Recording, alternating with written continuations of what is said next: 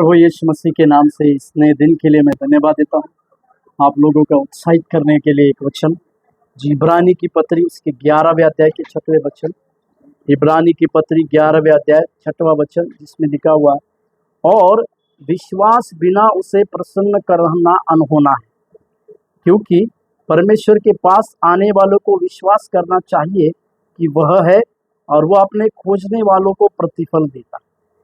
इब्रानी का 11वां अध्याय विश्वास के उदाहरणों के लिए दिया गया है, या विश्वास के जो हीरो है उनकी बड़ी सूची के बारे में दिया गया है।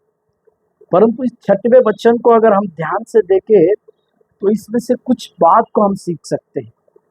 6वें वचन में सबसे पहली बात यह है कि हमें बिना विश्वास के परमेश्वर को प्रसन्न करना अनहोनी बात है।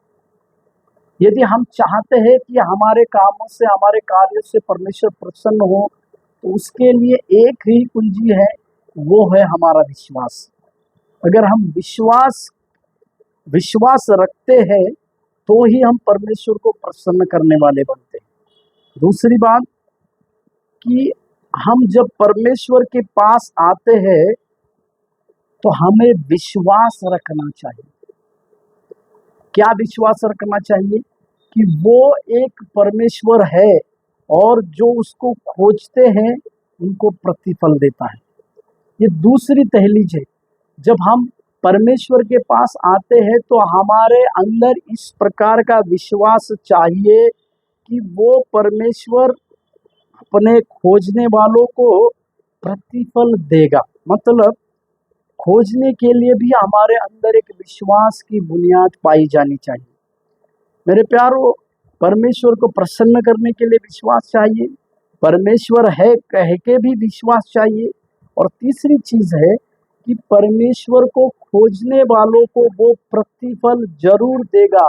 इसको भी हम समझने की आवश्यकता है। इन तीन चीजों में सबसे महत्वपूर्ण बात हमारा विश्वास प्रभु में किस प्रकार से है, या हमारा विश्वास परमेश्वर में प्रभु को प्रसन्न करने के लिए विश्वास है, या प्रभु के पास जाने के लिए विश्वास है, या परमेश्वर को खोज कर जो खोजते हैं उनको प्रतिफल देगा, इस प्रकार का विश्वास हमारा है।